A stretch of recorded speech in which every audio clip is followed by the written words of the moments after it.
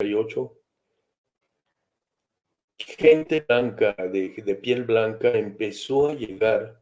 a las poblaciones que había en todo el territorio tomado, aquel que les mencionaba, desde el Atlántico hasta el Pacífico, en todo ese territorio, y era gente, fíjense ustedes, la gente que estaba en esos territorios que tenían origen, la lengua española, la religión católica, las costumbres, etcétera, que habían sido españoles y que poco a poco se estaban acostumbrando. En realidad ellos eran españoles porque habían pertenecido a una colonia española que era México, y poco a poco se habían estado acostumbrando a ser una nueva nación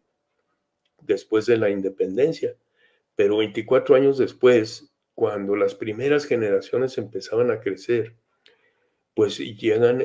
se convierten en territorio norteamericano. Imagínense ustedes el choque para esta gente que fue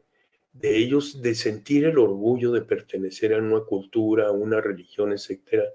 que empiezan a llegar gente que era en realidad ralea,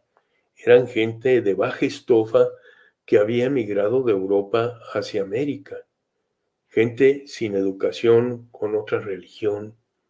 con costumbres muy distintas. Yo creo que el choque fue tremendo entre aquella gente que llevaba ya más de siglo y medio poblando aquel territorio, viviendo de ese territorio, creando riqueza, agricultura, ganadería, minería, etcétera, y que llegan y empiezan aquellos señores con todos los abusos y con las ideas racistas, etcétera. Y entonces, pues, la gente, imagínense el sentimiento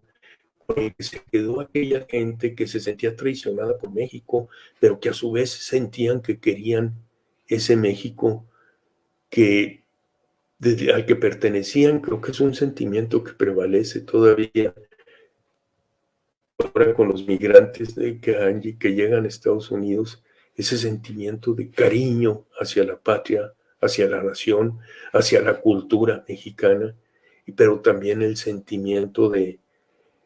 coraje hacia un sistema que no supo conservar a su gente dentro de ese país. Yo creo que algo similar sentían aquellos pobladores originarios de los territorios tomados por Estados Unidos y que,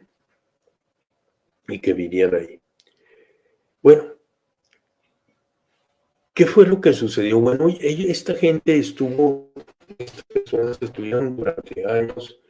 viviendo en una situación en donde prácticamente, muy posiblemente era de supervivencia frente a esa invasión de